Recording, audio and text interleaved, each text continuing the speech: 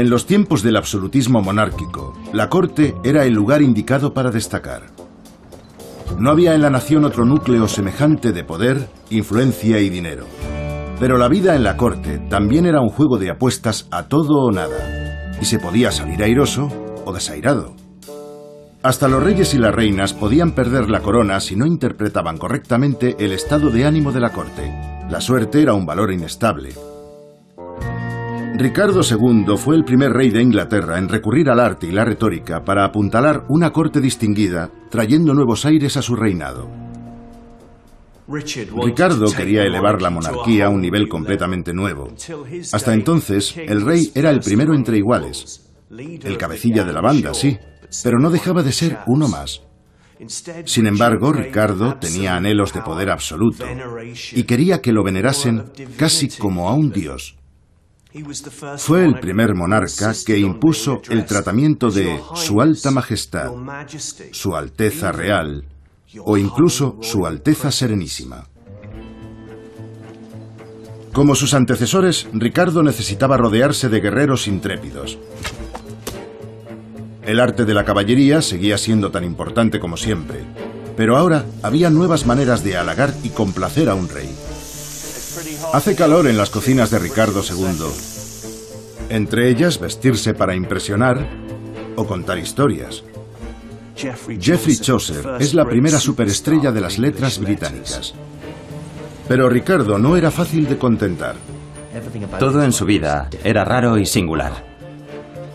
A más de un cortesano le costó caro codearse con el rey.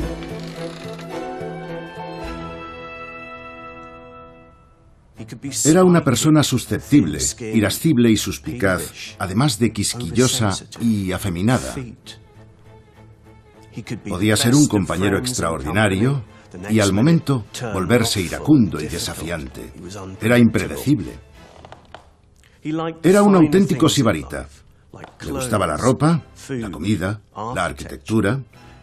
Tenía una gran sensibilidad artística en una época en la que nadie se interesaba por esas cosas. Se casó 2 veces, pero mantuvo estrechas relaciones de amistad con otros hombres que fueron una fuente de rumores. Ricardo era demasiado complejo, demasiado moderno para su tiempo, y acabó pagando un alto precio.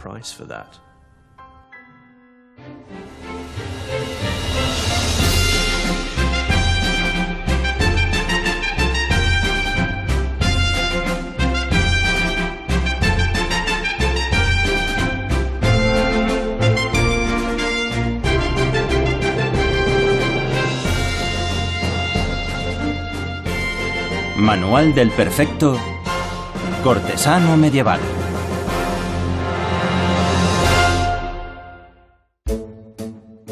Regla número 1. Lucha por tu rey.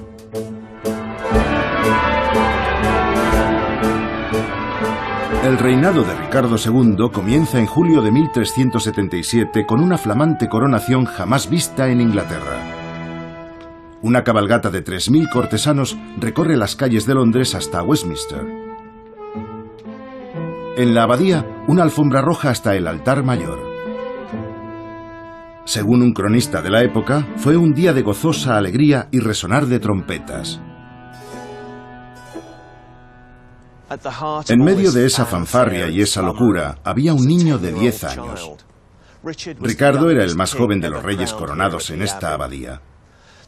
Tanta magnificencia y la propia altura de estos techos hacen que, aún hoy, sintamos el peso y la presión de la estructura, la piedra, de la historia en sí.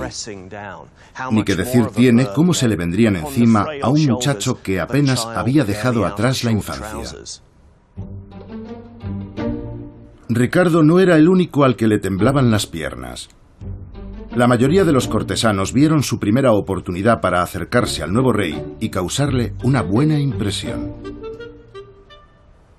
Nadie era ajeno a la presión que generaba tal acontecimiento. Los cortesanos, los invitados, los obispos y los criados, todos sabían que debían cumplir con su papel a la perfección. Cualquier desliz sería visto por la supersticiosa mente medieval como un signo de mal agüero en ese reinado de Ricardo que ni siquiera había comenzado. Entre gente tan variopinta, la figura más ilustre era la del llamado campeón del rey.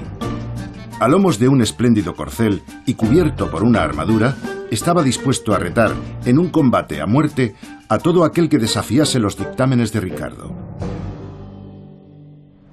Ningún otro cortesano destacaba por encima del campeón del rey.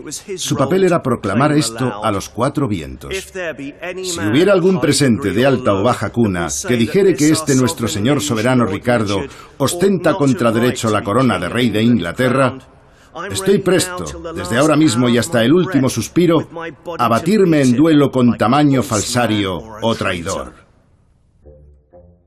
Regla número 2. Ocupa el lugar que te corresponde. Este magnífico cuadro, en el que el rey destaca sobre un fondo de espejuelo dorado, es conocido como el retrato de la coronación, como si no hubiera habido otra. Y es verdad que no hubo nada parecido hasta entonces.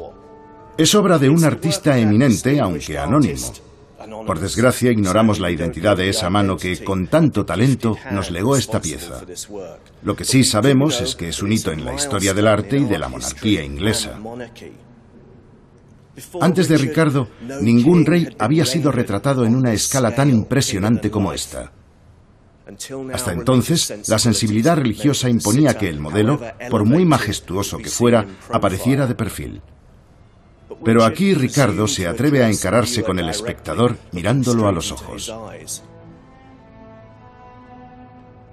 Con ello nos quiere transmitir que es un joven que piensa, sin ningún asomo de duda, que su destino está escrito desde las alturas por el mismo Dios. Es ahora cuando la realeza empieza a adoptar un aura de divinidad. Si nos fijamos en los ojos de Ricardo, ni siquiera hoy podríamos cuestionar que su mandato provenga de la más alta autoridad.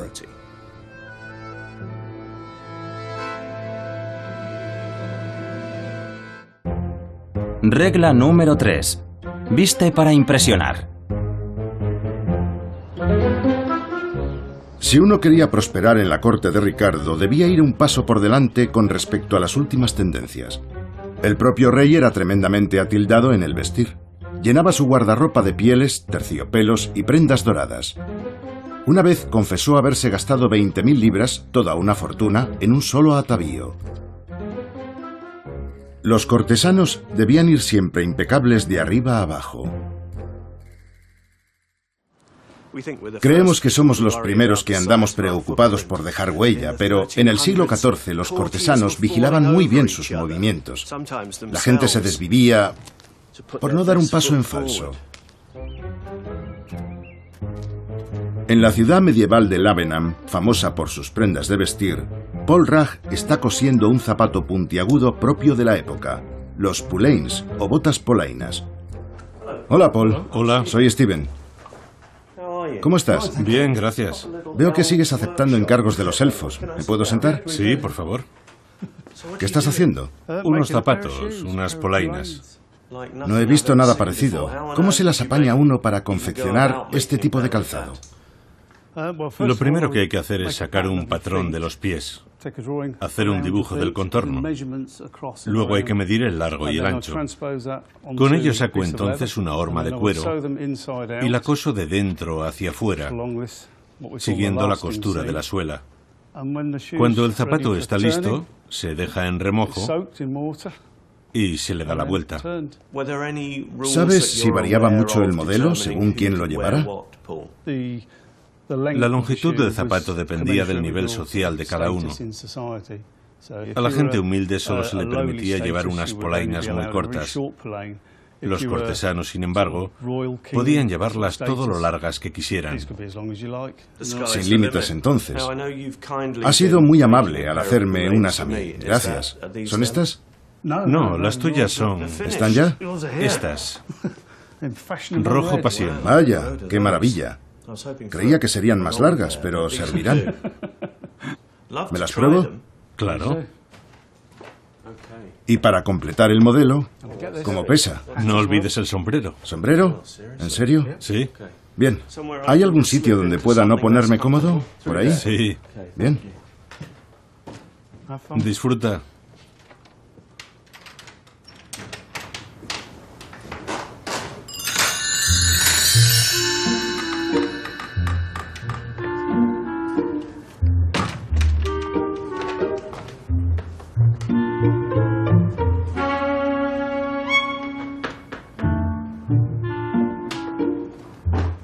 Bueno, Paul, enhorabuena. Gracias. El único problema es que no tengo un bolso que combine. ¿De qué talla son? Un número enorme. Para llenar la habitación. No pretendo herir tus sentimientos, pero no es un calzado de diario. No, no. ¿Verdad? No.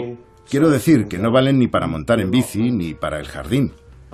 Creo que son los mejores zapatos que me he calzado en la vida. Muchas gracias. A ti. Que Dios te bendiga.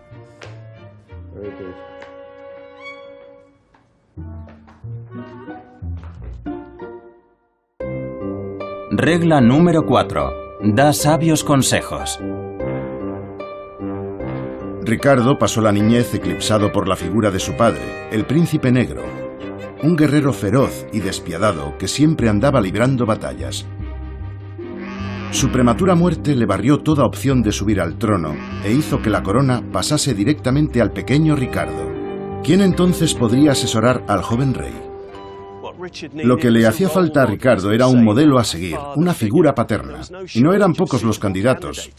Estaba su tío, Juan de Gante, sus tutores, Simon Burley y Guichard Dangle, e incluso el chambelán de la familia, llamado Aubry de Villa. Sin embargo, el más capacitado era el arzobispo de Canterbury, el mismo que le había puesto la corona a Ricardo el día de su proclamación. Me refiero al piadoso Simon Sudbury. Sudbury fue siempre un leal servidor de Ricardo. Tras la muerte del príncipe negro, calificó al rey como un hijo virtuoso y la viva imagen de su padre. Ricardo lo convirtió en uno de sus preceptores de confianza. Pero en 1381, durante la conocida como la Revuelta de los Campesinos, ser la mano derecha del rey lo ponía en el punto de mira.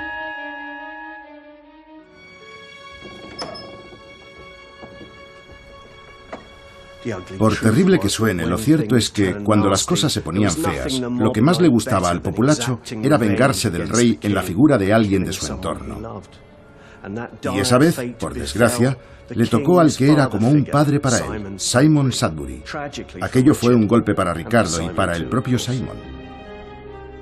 Esta iglesia de San Gregorio aún custodia un tétrico recordatorio de aquel desenlace.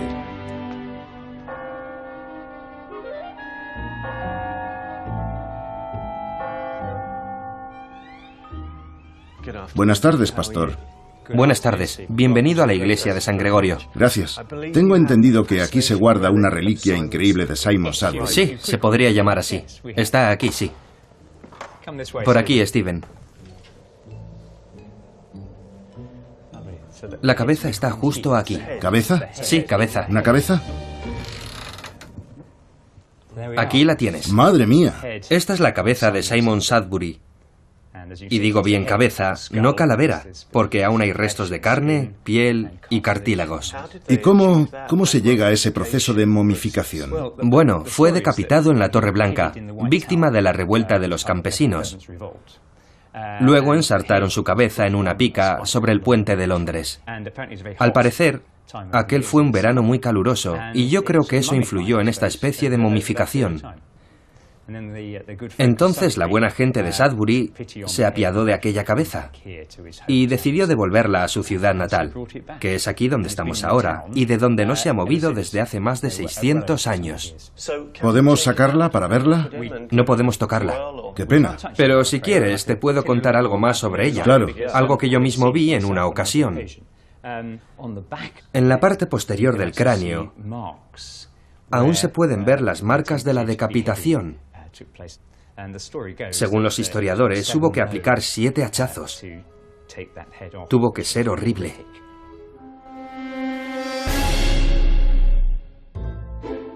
Regla número 5. Conviértete en el favorito del rey. Llegar a la cima es una tarea ardua y bastante solitaria. A lo largo de los siglos, los líderes, los monarcas, se han ido rodeando de una cohorte de fieles, amigos íntimos, familiares, validos, gente con la que pudieran conversar tranquilamente sin esas cortapisas tan propias de la corte. Pero no era una empresa fácil ser un favorito del rey, un cargo que despertaba sospechas, hostilidad, odios enconados y no poca controversia.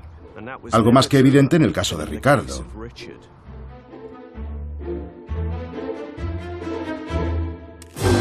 A uno de aquellos privados del rey se le miraba con más recelo que a ningún otro. Se llamaba Robert de Vía, el 9º conde de Oxford. Esta es su residencia. El carácter tan íntimo de su relación con Ricardo fue motivo de resquemor e incluso de escándalo. Puede que una cosa llevara a la otra.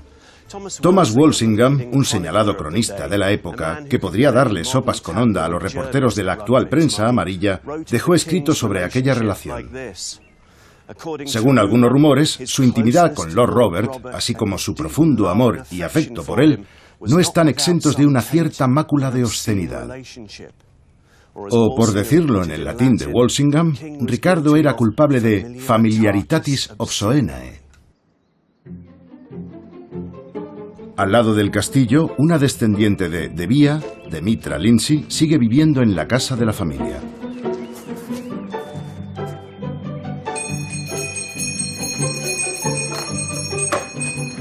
Hola, Demitra. Hola, Steven. ¿Cómo estás? Me alegro de verte. Pasa. Gracias. Qué bonito.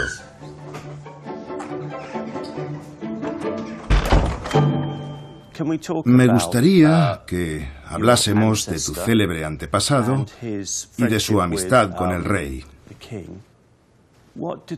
¿Qué cosas tenían en común? ¿Cuál era el vínculo que los unía?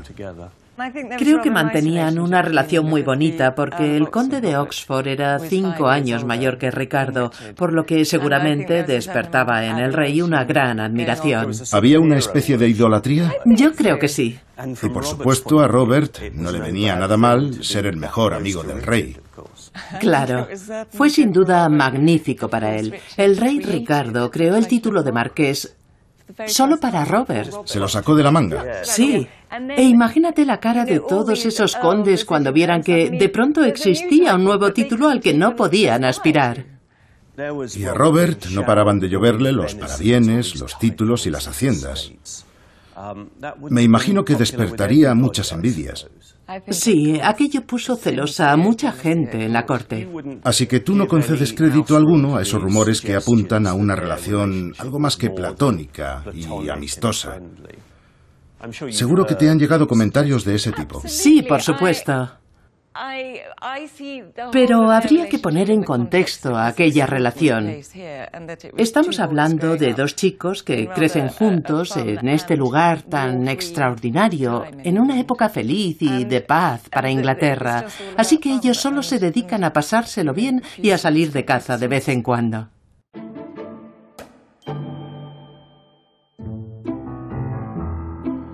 De Vía y otros favoritos del rey terminarían por caer en desgracia. En 1387, un grupo de nobles con mucha influencia dio un golpe de estado y se dedicó a ejecutar o a enviar al exilio a los amigos más estrechos de Ricardo. Desterrado en Francia, De Vía murió en la pobreza 2 años después. Ricardo mandó repatriar el féretro a Inglaterra. Sobre el funeral nos ha llegado este conmovedor testimonio.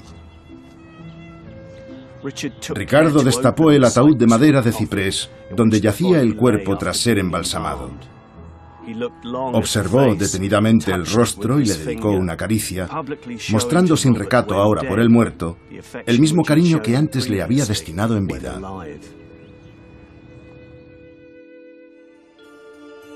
Regla número 6.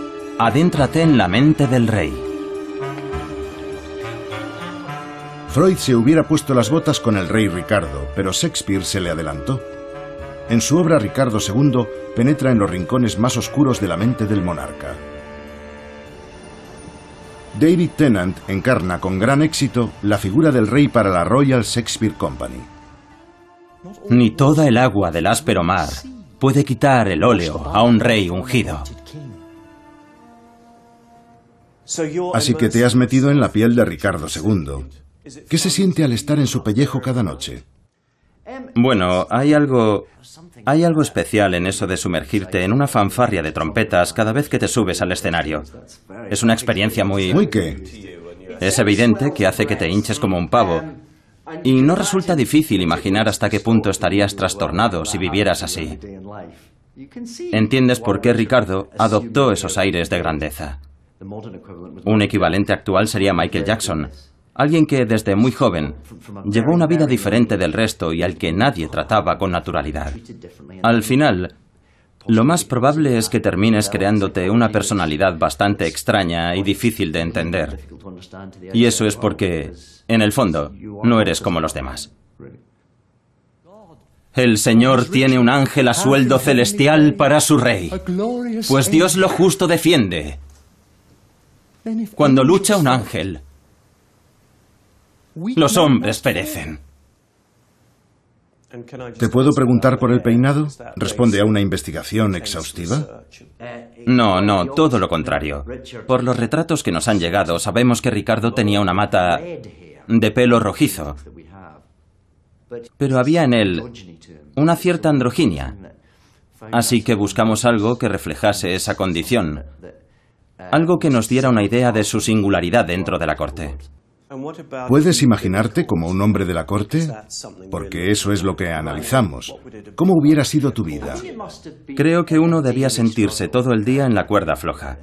Como los monarcas solían ser unos déspotas, aunque uno siempre le estuviera bailando el agua, un día podía ser su favorito y al otro quedarte sin cabeza.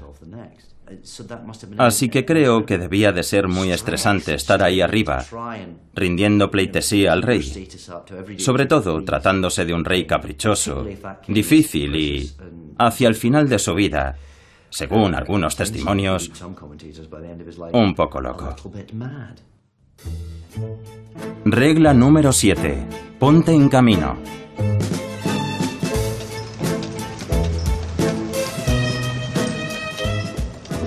En la Edad Media, a un rey no le bastaba con reinar. También tenía que dejarse ver. Y la mejor manera de preservarse contra aprensiones, intrigas, maledicencias y maquinaciones era mostrarse en público por las ciudades, pueblos, aldeas y caseríos, a fin de que todos supieran quién estaba al mando.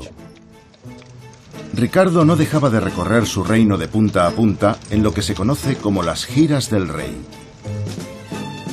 En cuestión de 4 meses partió de King's Landing y pasó por Thame, Woodstock, Northlich, Gloucester y Worcester antes de poner rumbo al norte y regresar después por Northampton, Newport Pagnell y Dunstable hasta alcanzar de nuevo King's Landing. Meses después recaló en el castillo de Leeds. El obispo de Ely consignó con desesperación en el registro parroquial, allá por la década de 1380, que había recibido la visita de una multitudine copiosa, es decir, una muchedumbre, o en cristiano, que se había armado una buena. Para atender sus requerimientos a lo largo del camino, Ricardo se rodeaba de un cortejo de nada menos que 1000 hombres. Estaba compuesto por oficiales de la corte, soldados, sirvientes y meretrices. Después de su matrimonio con Ana de Luxemburgo, se sumó una servidumbre de 120 miembros destinados a sus cuidados en los desplazamientos. Como escribió el cronista Walsingham, Ricardo pecó de non offerre sed aufferre, que significa hoy por mí y mañana también. En teoría, la visita de un rey suponía un gran honor. En la práctica, solo aquel que tuviera las arcas bien provistas se podía permitir tal cosa. Era para echarse a temblar. Ricardo y su séquito, siempre hambriento, podían acabar con toda tu despensa y hasta con tu fortuna. Era el peor invitado. Gracias, Gavin. Regla número 8. Aprende a ser una dama.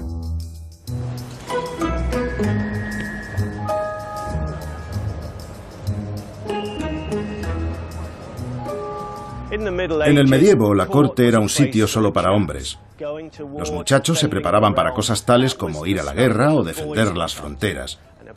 Y una mujer de bandera pululando por ahí era sinónimo de inestabilidad, de guerra civil incluso, lo que no estaba bien. Pero todo eso cambió por completo con la madre de Ricardo, la, ¿cómo decirlo?, peculiar y tal vez licenciosa Juana de Kent. Ella fue la verdadera musa erótica de la Edad Media. Le encantaban las joyas y los vestidos, cuanto más ceñidos y escotados mejor. Para escándalo de todos, tenía 2 maridos a la vez y ninguno de ellos era el padre de Ricardo. Juana supo emplear sus encantos para serenar a Ricardo en sus disputas. Durante una discusión acalorada entre el rey y su tío, un testigo señaló que, por fin, gracias a la loable intermediación de Lady Juana, cesaron las hostilidades. Juana fue toda una pionera. Abrió un camino que recorrerían otras mujeres. En el Museo Victoria and Albert de Londres hay una pieza extraordinaria sobre la vida de la mujer en la corte. Los tapices de caza de Devonshire, como se les conoce, ocupan unos 40 metros.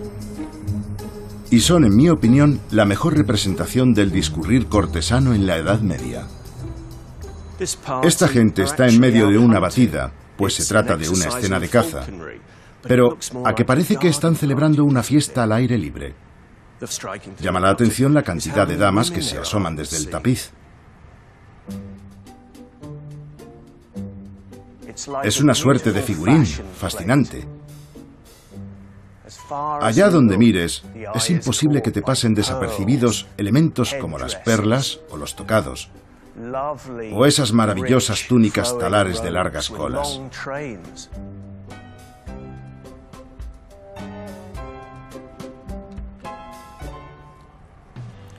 Ricardo congeniaba muy bien con las mujeres de la corte.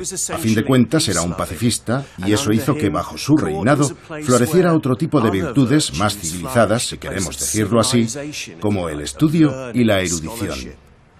Nada que ver con aquel ambiente tan viril de otras épocas como la de su padre o cualquier otro monarca medieval. Pero las mujeres que escalan puestos en la pirámide social siempre acaban sacando de quicio a algunos. Walsingham, el cronista, se lamentaba de que los caballeros de la corte eran más de Venus que de Marte, más avezados en las maniobras de alcoba que en las de la batalla.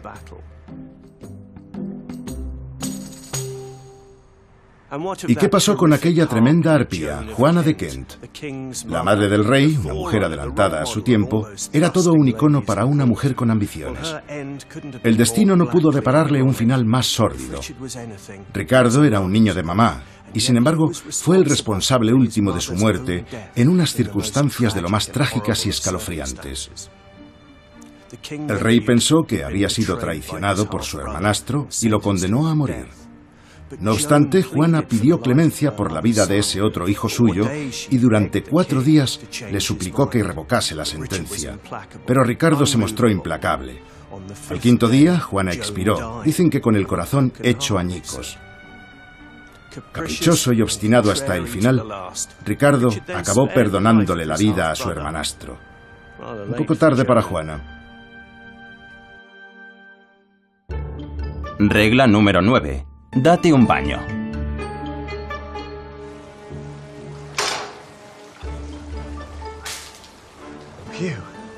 Menudo olor a rosas. ¿Se imaginan lo que tenía que ser una corte medieval? Los nobles, con toda su camarilla y sus criados, se arracimaban al rico olor del ganado, las bestias de carga y las últimas comidas que hubieran ingerido. Si uno quería prosperar en la corte, debía taparse la nariz y no cortarse un pelo. Pero Ricardo era un hombre muy escrupuloso. Le importaba mucho la higiene y obligaba a asearse a la gente de su entorno más cercano. Era la primera vez, desde los tiempos de la Britania romana, que volvía la costumbre del baño, en parte gracias al rey.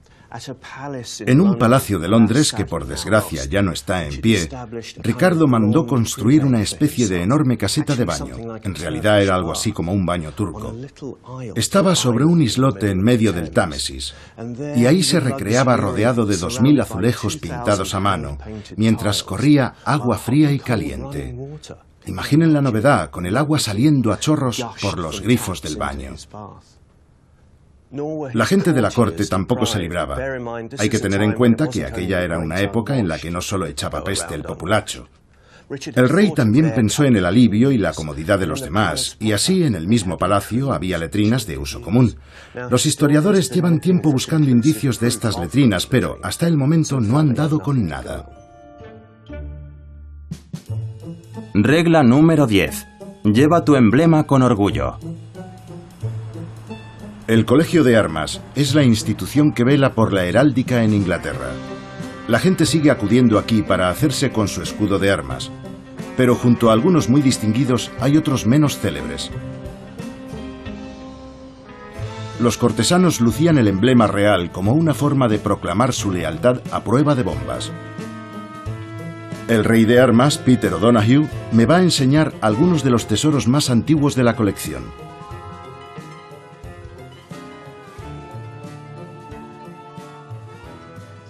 Ricardo II fue el primer rey en utilizar el emblema, en lugar del escudo de armas, como un símbolo de sí mismo, de su propia identidad.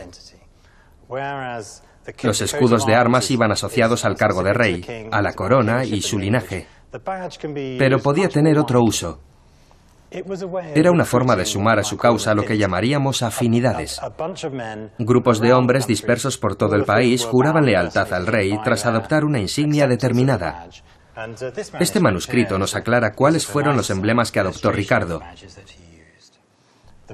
La rama de retama, por supuesto, que era el distintivo de la casa de Plantagenet, el sol y el ciervo blanco. Este último es el que más se asocia con Ricardo. Sí, es un símbolo que tiene un fuerte vínculo con Cristo, pues representa cosas como la humildad y el sacrificio, que eran virtudes con las que Ricardo se identificaba profundamente. Perfecto. Supongamos que uno lleva el emblema y los colores del rey. ¿Significa que algún día se me recompensará con una determinada cantidad de dinero o...? No solo con dinero, también con poder o contactos. Es increíble la cantidad de tribunales que dictaban sentencia en aquel tiempo. Así que solo por llevar el emblema real te podías evitar muchos problemas. También era un símbolo de extorsión. Algunas familias de terratenientes que habían optado por el bando equivocado se podían encontrar en la puerta de su casa con una banda de rufianes, tocados con la insignia real. Has dicho bandas. ¿No suena a esas guerras de tribus urbanas, tipo los Bloods y los Crips de Los Ángeles? ¿Había que tomar partido por alguna pandilla? Hay algo de eso, sí. Así es como se veía entonces, pues todo el mundo sabía que aquello era un problema. Entonces, Ricardo era muy partidario de las insignias, le parecían muy útiles. ¿Crees que, a la larga, fue una buena idea confiar tanto en ellas? No, no lo creo. El modo de obrar de Ricardo era más parecido al de un señor de la guerra o un prócer que al de un rey. Los reyes no debían reclutar milicias privadas, ya que ellos eran el Estado, su imagen y su personificación. Así que eso de que Ricardo reuniera a su servicio a una tropa de mercenarios, que era exactamente lo que hacía el resto de los nobles, fue algo bastante controvertido, por decirlo suavemente. Regla número 11. Ofrece un banquete.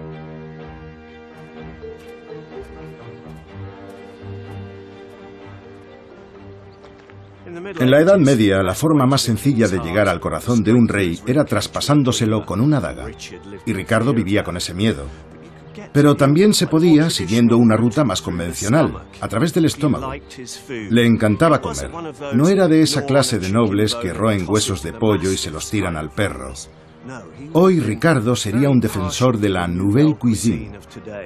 El primer libro de cocina del que se tiene noticia en Inglaterra fue escrito para él. Eran 196 recetas de todo tipo, desde el manjar blanco hasta la sopa de marsopa. Por cierto, esa sopa no se hacía con marsopa, sino con delfín. El libro gastronómico del rey, que podríamos traducir como Formas de cocinar, fue obra de los master chefs de la corte, algunas de las personas más importantes de la casa real. En las cocinas tenían a su cargo a más de 300 trabajadores entre pinches, parrilleros y adobadores. Alguien que sabe muy bien cómo se prepara un plato medieval es Clarissa Dixon Wright. Clarissa. Hola. ¿Cómo estás? Bien. Me alegro de verte. Lo mismo digo. Bienvenido a mi humilde cocina. Es un sitio encantador. Sí que lo es. ¿Hay algo para cenar? Bueno, sí. Tenemos egredú de conejo. Mi favorito. ¿Qué otro plato podría superar un egredú? ¿Qué narices es eso? Agridulce. Ah, ya. Claro. En los restaurantes chinos puedes pedir bolitas de cerdo agridulce o... Pero tú has dicho conejo, ¿no? Sí, el conejo era el plato de lujo por excelencia. Venga ya. Sí, era prohibitivo. Solo se podían criar en conejeras y hasta los grandes señores se peleaban por obtener una licencia que les permitiera tener una. Lo primero que vamos a hacer es preparar la salsa. Tenemos aquí un poco de cebolla picada. Y a eso se añade pimienta negra de la India, jengibre y canela de las Islas Molucas y pasas de Corinto. Así que esto era toda una exquisitez. Sí, claro.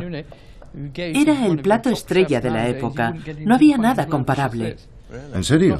Al menos en términos económicos. Y ahora un poco de vinagre para añadirle lo agrio. A lo dulce. Sí. Bueno, ¿quieres ser mi pinche? Un honor. Estupendo. Bien, ¿qué hago? ¿Añado el conejo? Sí. ¿Todo? Todos los trozos. ¿Cómo suena esto? Allá voy. Muy bien. ¿Qué calor hace? Sí. Qué buena idea haberme puesto un traje. Genial. ¿Por qué crees que lo haces tú? Ya, claro. Hace bastante calor en las antiguas cocinas de Ricardo II. Huele a Navidad. Por la canela. Ya. ¿Cómo lo ves? Perfecto. De verdad, perfecto. ¿Y lo dejamos cocer? ¿Cuánto? Unos 35 o 40 minutos más o menos. Cualquier festín era verdaderamente pantagruélico. Un banquete podía convocar a 2000 invitados que se distribuían en mesas a lo largo de varias estancias. Entre todos daban cuenta de un menú kilométrico. Esta es una lista de la compra para una de las fiestas de Ricardo. Había de todo. Zarapito, por ejemplo. 120 zarapitos. Sí. Vaya. Tiene un sabor parecido al de la carne magra de vacuno. Ya. Conocí a un viejo guardabosques que lo había probado. Fíjate, hay un montón de carne salada porque la tenían todo el invierno en salazón, pero también fresca. Sí, venado en salazón y venado fresco. Sí, fresco. Esto es frailecillo. Sí, dice que sabe parecido al urogallo. 60 frailecillos. ¿A dónde tienes que ir para encontrarlos? Creo que antes había más ejemplares de los que hay ahora. Creo que esto ya está. Se ha caído la cuchara. Vale. Aparto la sartén. Muy bien. Bravo. ¿Un par de trozos? Sí, ¿Nos vamos a la mesa? perfecto. Ahora, como es obvio, solo me falta un tenedor. No había tenedores. ¿No? No, era muy raro, incluso en la época de los Tudor. Ah, sí. Sí, hasta que no llega Jacobo I no se empiezan a usar. Entonces con las manos. Con cuchara. Claro.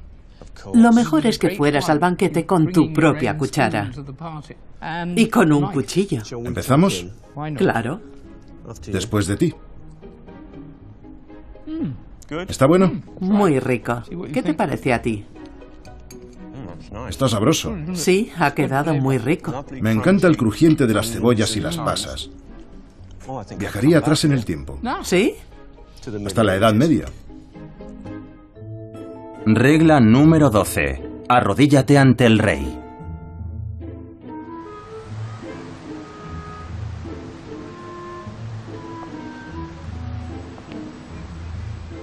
Uno de los mayores tesoros del reinado de Ricardo se encuentra aquí, en la National Gallery. Es curioso que, aunque no despierte demasiada atención, no deja de ser casi tan enigmático y misterioso como la Mona Lisa de París. La obra pone de manifiesto que Ricardo fue el primer monarca inglés que sintió verdadera pasión por el arte y que además supo entender que podía sacarle un gran partido. Ricardo era un rey que no paraba y le vino muy bien hacerse con una parafernalia fácil de transportar. De todo lo que llevaba consigo, nada más eminente que este retablo, la pieza más excelsa que nos ha llegado de la pintura medieval británica.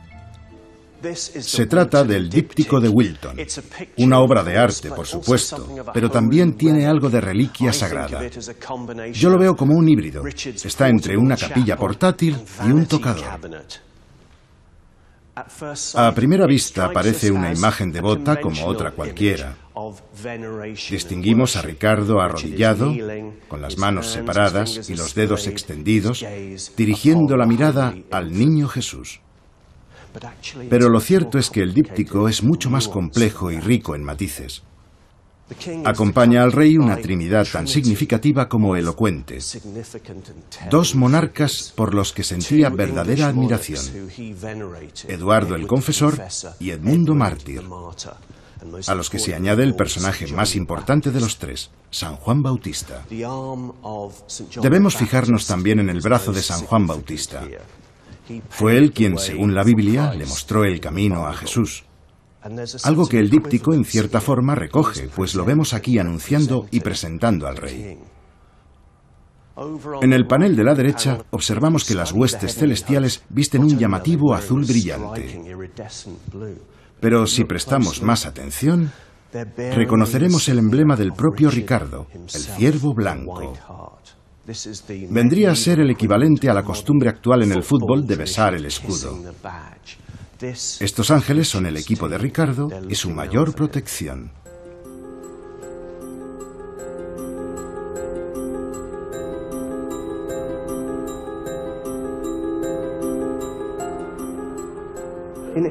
Con todo su encanto y todo su recato, así a primera vista, la obra es un ejemplo mayúsculo de cuánta ambición puede llegar a albergar un rey.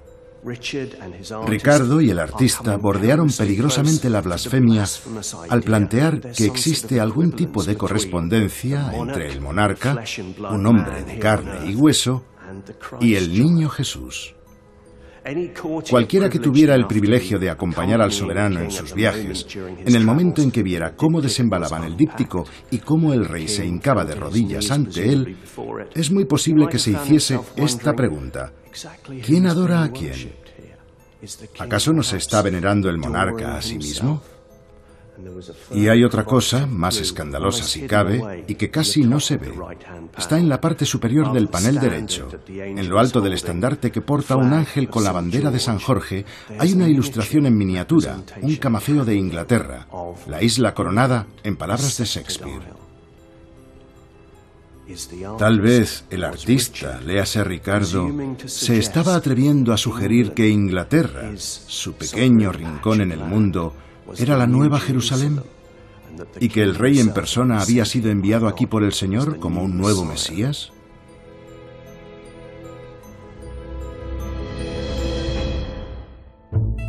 Regla número 13. Suénate la nariz.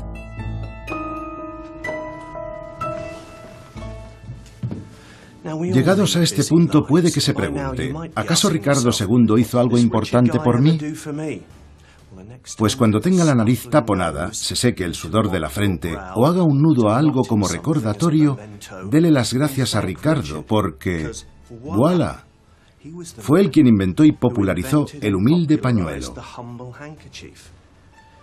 Cuando subió al trono, la gente no tenía ni idea de cómo se llamaba eso. Sí, bueno, puede que hubiera alguna curiosa versión primitiva del Kleenex multiusos, pero ¿pañuelo? Nadie lo había oído en su vida. De hecho, el propio sastre del rey se refirió a él como unas pequeñas piezas de tela para que el rey pueda sonarse y taparse la nariz.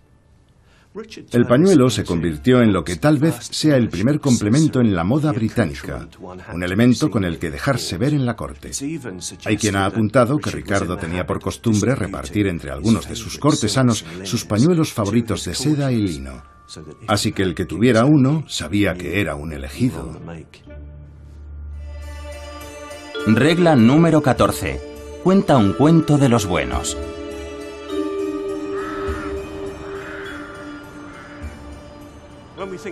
Cuando aludimos a la Torre de Londres, nos imaginamos un lugar siniestro, un sitio destinado al castigo, la tortura y hasta la ejecución. Pero en la época de Ricardo II se parecía más a un palacio que a una prisión. Los trabajos de construcción y ampliación no terminaban nunca, y el hombre que estaba al frente de las obras era el padre de la literatura inglesa, el autor de los cuentos de Canterbury, Geoffrey Chaucer. Ricardo era tan amigo de la literatura como de la pintura, pero lejos quedaba el momento en el que uno pudiera ganarse la vida escribiendo. Chaucer necesitaba otros medios para prosperar. Entre sus múltiples empleos estaban los de secretario de obras del rey, soldado, diplomático, agente matrimonial, guardabosques en florestas reales, censor de costumbres y miembro del Parlamento. Tendrían que pasar 100 años para que se designara al primer poeta laureado de Inglaterra, pero Chaucer contó con el favor del rey y gozó de una gran popularidad. En el Corpus Christi College de la Universidad de Cambridge se conserva un sorprendente manuscrito iluminado con uno de sus poemas. Se trata de una de las obras de Chaucer menos conocida, pero también más aplaudida por la crítica, Troilo y Crésida. Cuenta la trágica historia de un amor imposible entre un guerrero, bastante insensato en los asuntos del corazón, y una heroína infiel. Están en juego, pues, los temas favoritos de la época y la corte de Ricardo: el amor cortés, el honor y la galantería. Pero lo más valioso y revelador del libro no es solo el texto, sino las preciosas obras de arte que contiene.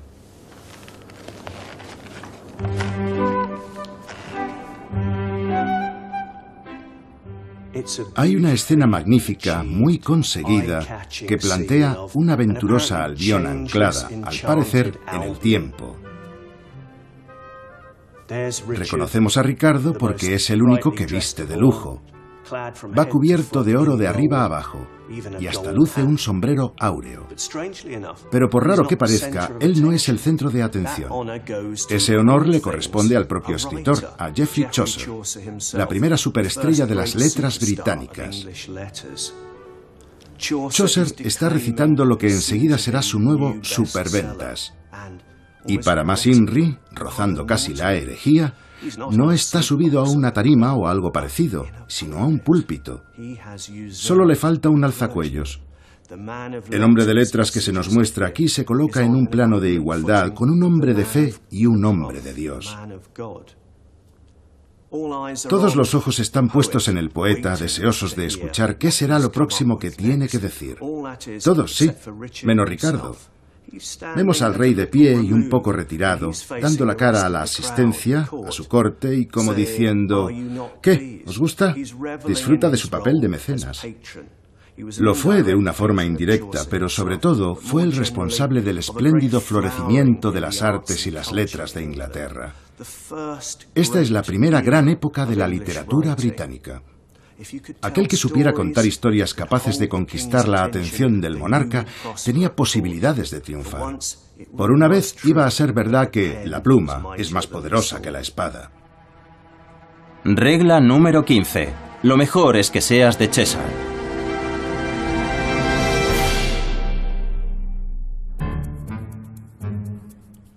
Ricardo se granjeó enemigos, y eso hizo que anduviera siempre preocupado por su integridad. Por eso se rodeó de una tropa de guardaespaldas de élite para que velara por él día y noche. Eran conocidos como los arqueros de Cheshire, pues eran 311 expertos flecheros. Todos ellos de Cheshire. En esta orden de caballería moderna todavía practican el tiro con arco al modo de la guardia ricardiana. Kevin Hicks me va a dar un par de lecciones bien dadas. ¿Qué significaba formar parte de esa guardia de élite, los arqueros de Cheshire? Si eras uno de los elegidos, ya eras alguien. Podías disfrutar de los mejores ropajes, de favores reales, una buena paga y una buena comida. Eran como las fuerzas especiales de la época y lo llevaban con orgullo. Eran auténticos mercenarios.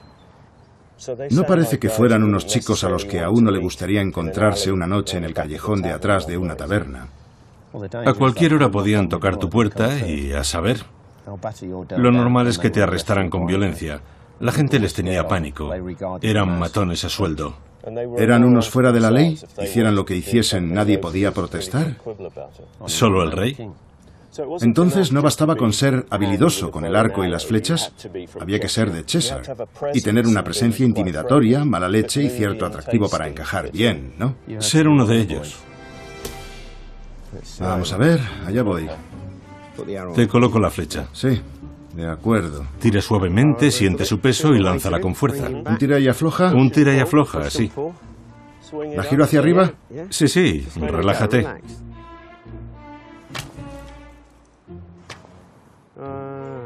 Lo pienso demasiado. Sí, y tienes la flecha en el lado que no es. Ya, tampoco es cuestión de no pensar nada. O sea que es así, ¿no? Exacto. Me dan ganas de agarrarla con fuerza, pero no es así. Así es como uno se rasga un dedo. Lo intento otra vez. Échate más hacia atrás. Mejor en altura, Sí. pero sigue siendo de principiante. ¿Erraste el tiro por 10 metros? Relájate, estás tenso. Lo estoy, sí. Te pongo la mano aquí, no te eches hacia atrás. Me estoy reclinando, vale. Vamos adelante, dispara. En toda la diana. Le has dado en una rodilla. ¿Otro intento? Se va a enterar. Sí. Tira. Eso es, otro blanco. Gracias. Muchas gracias, Kevin. ¿Estaba seguro? Ya, en lo más profundo de tu fuero interno. Regla número 16. Redacta un libro de normas. En la última década del siglo XIV, el férreo poder de Ricardo empezaba a tambalearse. Hasta los fastos de su coronación eran ya un recuerdo lejano. Por eso, ¿qué mejor que fijar las normas de la monarquía en una especie de manual para los reyes del futuro? Aquí, en la biblioteca de la Abadía de Westminster, se guarda el libro real.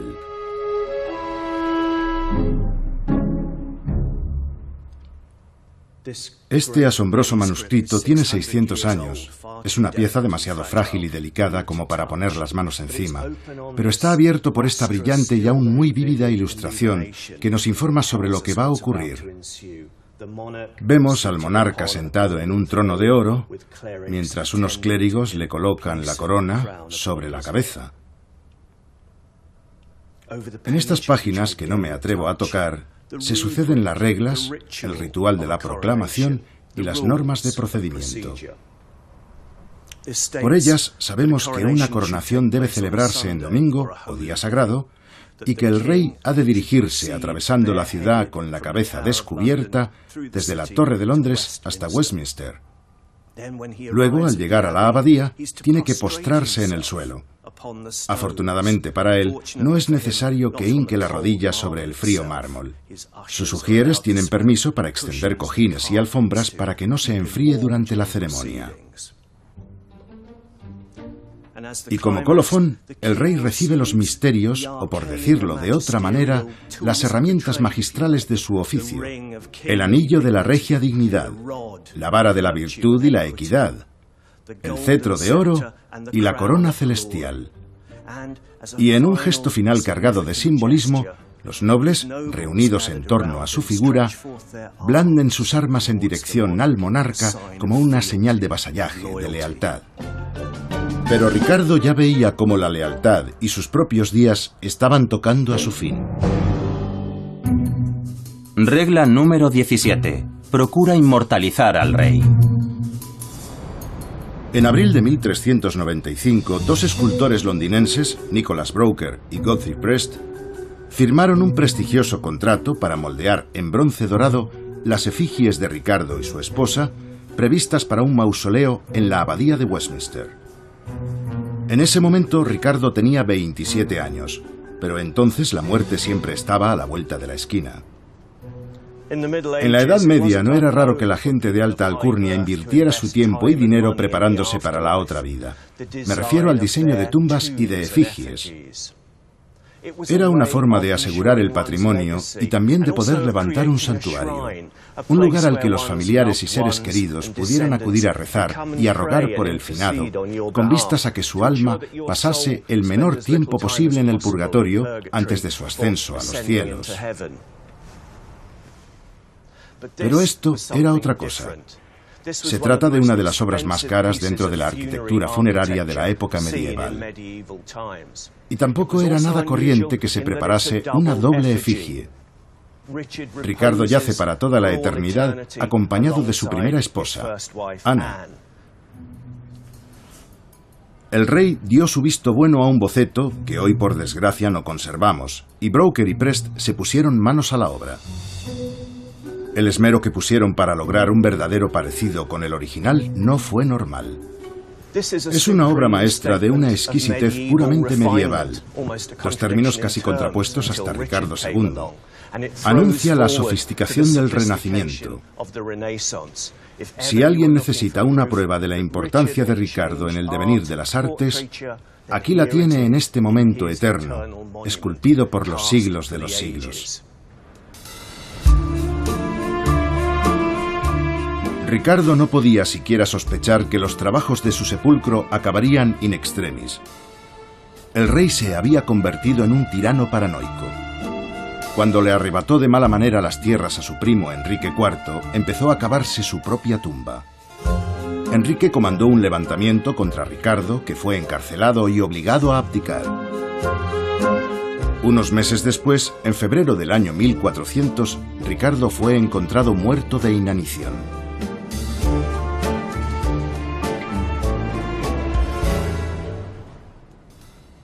El epitafio está en latín, pero admite esta traducción: prudente y elegante, Ricardo, segundo por su juramento, rendido ante la fatalidad, yace aquí en efigie y bajo el mármol. Fue dueño de sus palabras y ecuánime en el obrar, hermoso de cuerpo y noble de corazón, como lo fue Homero. Abatió al orgulloso y aplastó a quienquiera que violase la prerrogativa real. Laude Cristo misericordioso, a quien adoraba. Laude el Bautista, a quien veneraba. Ojalá vuestras oraciones puedan salvarlo.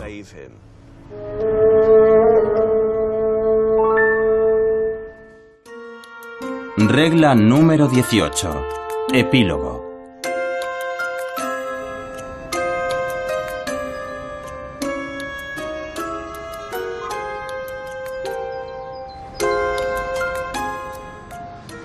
Ricardo II coqueteó con lo blasfemo cuando quiso verse como un elegido con una misión divina en la que su Inglaterra sería una nueva Jerusalén.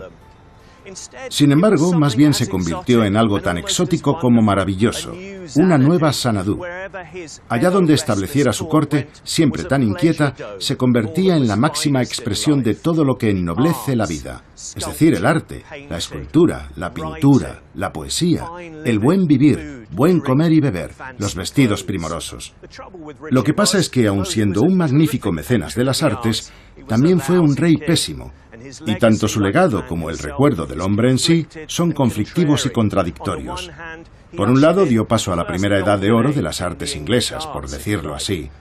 Por otro, a él le debemos el derecho divino de los reyes, el tirano que puede amasar una fortuna ilegal y cometer todo tipo de tropelías. El reinado de Ricardo II es, en la historia británica, un gran momento. ¿Y si no se hubiera peleado así con su primo? ¿Y si no hubiera consentido tanto a sus mascotas, a esos favoritos de la corte? Quizá entonces estas islas húmedas e insondables podrían haber sido testigos del primer brote del Renacimiento en la Europa de Poniente. Pero ese privilegio le correspondió a Italia, y se lo contaremos en otro episodio.